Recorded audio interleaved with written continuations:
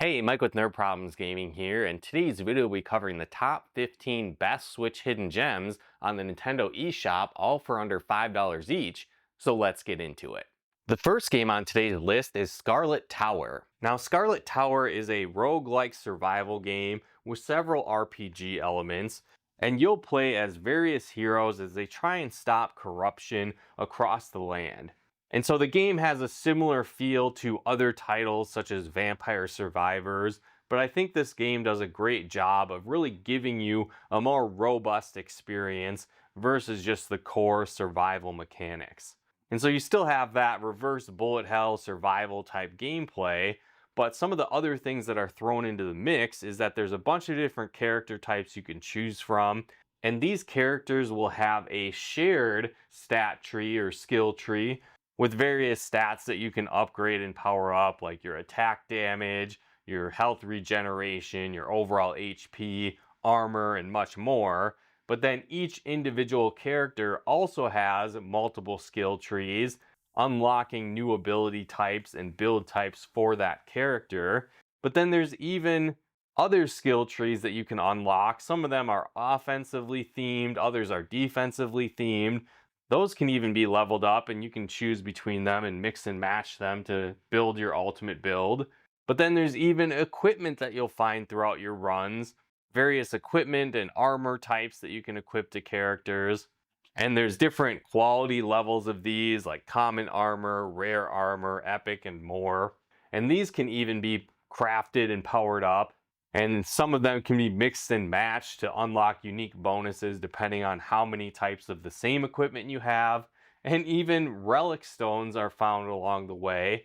And these can be mixed and matched as well as leveled up for your characters, giving boosts to things like attack speed, movement speed, and much more. On top of that, there's even multiple difficulty levels for each level you'll find throughout the game. And depending on the corruption level you're playing on, this can lead to better equipment, more challenges, and there's even a nightmare mode you can use for levels, which increases the difficulty, but also increases the likelihood that you'll find better equipment there. And so the game as a whole is very addictive and a lot of fun, and it's cool to see more challenging elements thrown in, as well as more robust systems that you can level up and unlock for your characters. So I think if you like survival games and action RPGs, this game is a must play as well. The next game is Ninja 1987. Now, Ninja 1987 is a classic inspired action platformer similar to the NES Ninja Gaiden series. And the game is pretty light on story, but an evil ninja is causing chaos throughout the world, and you'll play as a good ninja from a rival clan as you go on a quest to stop them and save the world. And so throughout this game, you'll be running and jumping. You also will be hacking and slashing your way through enemies and bosses. And you have some other unique abilities, like the ability to double jump, climb up walls, throw ninja stars, and even unleash a powerful fire-based attack that will damage all enemies on screen. And it does have that retro feel, but the controls are very responsive, and it does have some cool pixel art cutscenes as well. The stages are fun, and so are the bosses, but I will say the game is definitely not as punishing or challenging as some of these early retro action platformers like Ninja Gaiden, but it does have that similar feel. The game itself also isn't too long. It's probably only going to take you about an hour to 2 hours to beat everything. And if you like retro-inspired action platformers, I would definitely recommend it. The next game is Ultra Pixel Survive. Now, Ultra Pixel Survive is a roguelike action RPG that meets survival game with some little bits of Minecraft thrown in the mix as well.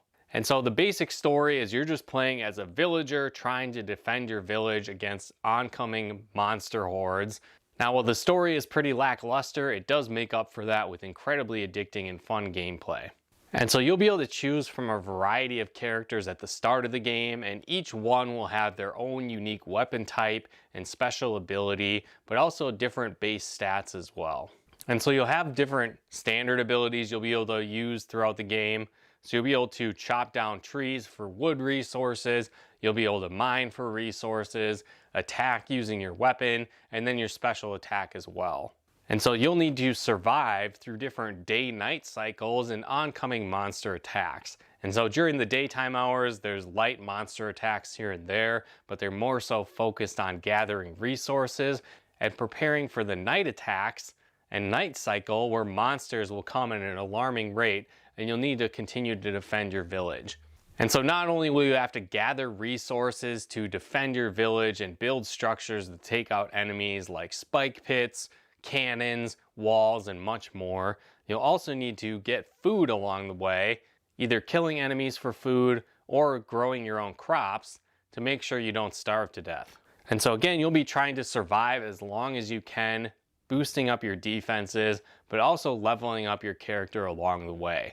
So you'll be able to level up things like your wood chopping speed, how fast you can mine for materials, but also enhancing your weapons and attack power as well. On top of building the defenses, you'll also be able to upgrade them, making them more powerful over time as well, to take on the endless hordes of enemies and boss fights that come your way. The gameplay has a cool pixel art style, a ton of different unlockables, and that roguelike element where you can permanently boost your base stats for your characters, unlocking new characters and much more, which adds a ton of replay value to the game and makes it incredibly addicting as well. If you haven't yet played Ultra Pixel Survive, I definitely recommend it. The next game is Downwell. Now this is a unique combo of genres that incorporates elements of roguelikes, shoot 'em ups, and action platforming. And you'll find yourself falling down a giant well with increasingly dangerous levels and need to defeat enemies as you fall with special boots that shoot bullets. It's fast-paced, challenging, and highly addictive. You'll gather gems to power up your abilities to help you clear the levels faster and more efficiently. There's also multiple playstyles to unlock and play through, providing additional replay value, and if you like fast-paced roguelike platformers, I'd recommend it. The next game is Kamiko. Now this is a fun action-adventure game with a pixel art style and fast-paced hack-and-slash gameplay. It's similar to a simplified classic Legend of Zelda title, and you'll play as different shrine maidens and battle against demons while solving puzzles to make your way through the stages. You'll have different maidens to choose from, each with their own character classes and unique play style. There's a sword wielder, an archer, and a sword and shield wielder that functions a bit like a boomerang. The game itself is a bit short, but it does have some speedrun appeal and decent replayability as you can beat it with multiple character classes. And I think if you like fast-paced adventure games with a speedrun feel, I'd definitely recommend it. The next game is Lunistice. And this is a retro 3D platformer that feels like if a 3D Sonic game came out on the PS1. And you'll play as Hannah the Tanuki on an adventure through her dreams. And you'll explore different dreamscapes on their adventure to the moon and try and uncover plenty of secrets along the way. It has fun level design, tight controls, a charming art style, and a great retro feel with several collectibles along the way. If you're looking for a fun, retro-inspired action platformer, I recommend checking out this eShop hidden gem as well. The next game is Massi. Now Massi is a pixel art action platformer with some light RPG and Metroidvania elements. And you'll play as a young king that has lost his kingdom, and you'll need to fight your way through the enemies and evildoers that originally stole it and restore your kingdom to what it once was. And so the game itself is a little bit linear, but you'll actually progress your way through various levels and take on challenging bosses. And after you defeat them, you'll unlock a new ability which can help you progress further throughout the kingdom. So you'll eventually be able to unlock moves like a roll, an air dash, a wall jump, parrying abilities, and much more. And so the game features some pretty simple level up mechanics where you'll just gain experience from defeating enemies, and over time that will upgrade your health bar. And you'll also have various weapons that you can acquire along the way through gold that you gain from defeating enemies. Each one of these will have a slightly different play style to them and different advantages and disadvantages. And you'll also be able to unlock armor upgrades, improving your defense. There's also different potions that you can find that will heal your character. You can also purchase these through a store in the village, but these can help you along your way as well. As you explore the different areas, there's also some light puzzle elements involved where you'll need to find your way around the area, flip different switches, press different buttons, find various keys and more to reach the end area to fight the boss. Overall, the controls are pretty responsive. The only areas I found a little bit troubling were tight vertical areas where you needed to jump back and forth on different platforms or wall climb and dodge spikes. Sometimes I felt that was a little bit clunky. Certainly not a deal breaker though. But overall, I felt the combat and platforming functioned pretty well, and the controls overall felt pretty responsive. I thought the boss fights were really fun, and they did a good job of introducing the new mechanics that you had acquired throughout each battle, and then you would then utilize those abilities in the next area as well. I don't think the game is super long. It's probably just going to take you a handful of hours to beat. I think it's definitely a good pickup for the money, and so if you're looking for a fun and simple action platformer with some light RPG and Metroidvania elements, I would definitely recommend it. The next game is Samurai Kento. And so this is a simple but fun 8-bit style action RPG, and you'll play as an elder samurai throughout feudal Japan as you try and take on a horde of monsters and demonic creatures that are terrorizing the land. And so there's multiple worlds to explore, a fun leveling system, as well as a variety of shops that you can use to purchase upgrades for your character, such as a ranged attack and more. There's also several hidden scrolls you can discover throughout the game that give you magical abilities and more. Again, this is more of a simplistic action RPG, but it's definitely fun. And so if you like retro style action RPGs, this one could be worth checking out as well. The next game is Death's Hangover. Now this is an interesting brick breaker style game that adds an additional layer of dungeon crawling to the game and several unique modes that add to its replay value. Now the story has you playing as two of Death's lackeys as they try and hunt down some stolen souls from Count Dracula.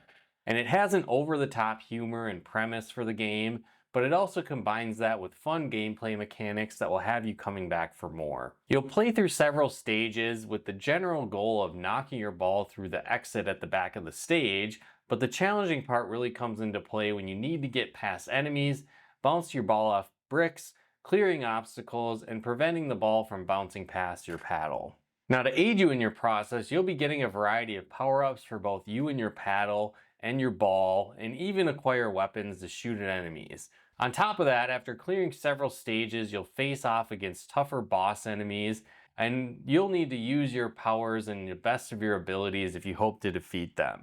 The game has several modes, and it even has a local co-op option as well. And I think if you like brick breaker games and want to try out a new twist on the genre, then this game is worth checking out. The next game is Super Bit Blaster XL. Now Super Bit Blaster XL is a retro style arcade shoot 'em up where you'll pilot ships to destroy waves of enemies, gather power-ups, and try to survive as long as you can. Now this game is similar to the classic Asteroids arcade game, but also it can get a bit more intense as you'll have limited ammo, boost meters to contend with, multiple power-ups, and a variety of enemies to keep you on your toes. It also does a bit of modernizing the retro feel with different things like awesome pixel art, an intense soundtrack, online leaderboards, auto fire options, and much more.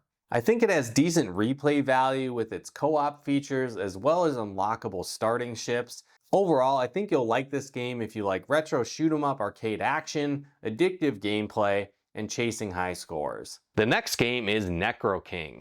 And Necroking is a unique roguelite RPG with auto-battling elements mixed with deck building. And the game is set in a dark fantasy world where you'll play as a necromancer overlord as you try and build an army of skeletons and monsters to overthrow settlements and grow your dominion. And combat is fun and addictive as you'll be utilizing decks of cards to summon various monsters to defend your hero, while also trying to defeat all of the enemy monsters. And cards can be used to provide power-ups to enhance your units, alter the combat zones, dealing direct damage to enemies, and much more. You'll need to strategically manage the mana and souls that you have available to activate various cards and place more advanced units on the battlefield. I think if you like auto battlers and deck building games, this is another great Switch hidden gem for under $5 worth picking up. The next game is Gulf Peaks. And Gulf Peaks is an interesting golf meets puzzle game where you'll be trying to climb mountain peaks by playing golf. And unlike traditional golf games,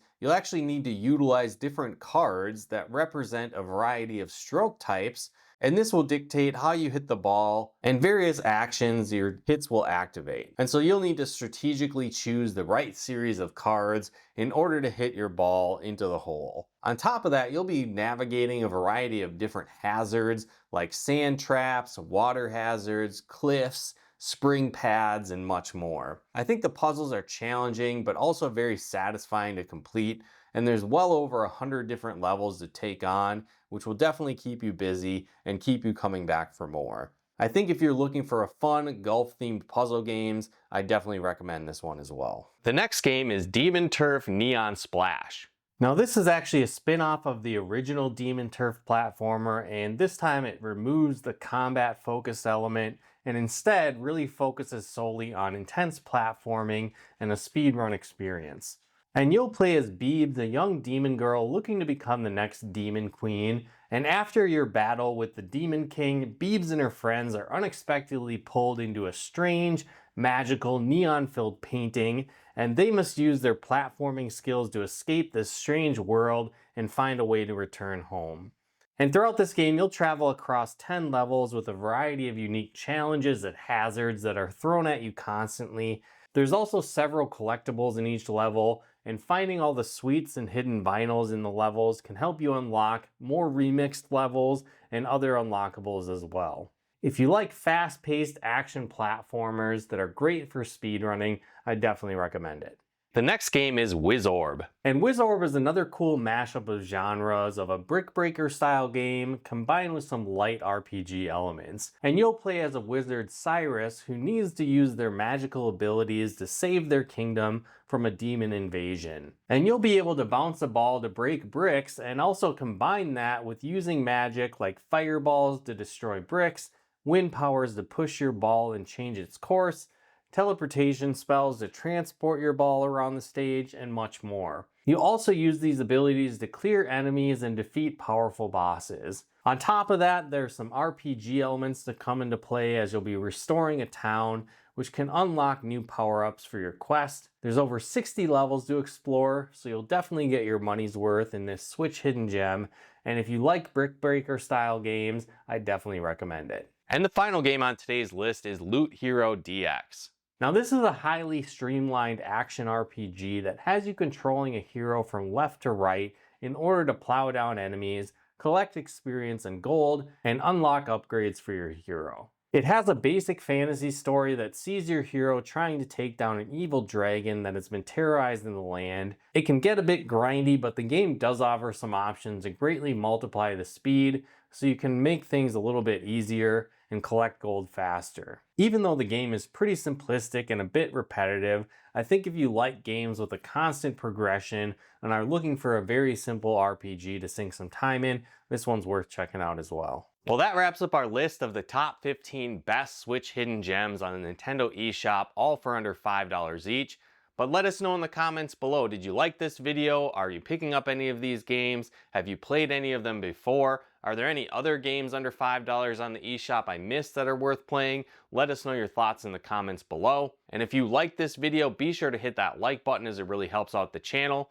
And another cool way you can help support the channel is we actually partner with a company, RecRoomWorld.com, that makes virtual pinball machines and more. And so if you'd like to check out the ultimate virtual pinball experience, I would definitely recommend checking out their Ultra VP virtual pinball machine. I have one myself, I play it all the time, and it's been a blast. And they were actually willing to give our viewers a special discount on ordering one of these units. And so if you'd like to learn more about one of these or order a unit, you can actually head to nerdproblemsgaming.com/virtual pinball machine to learn more. And if you'd like to order one and get a special discount of $100 off, simply use Nerd Problems Gaming in the referred by section on the checkout page, and you'll get $100 off your order and help support our channel at the same time.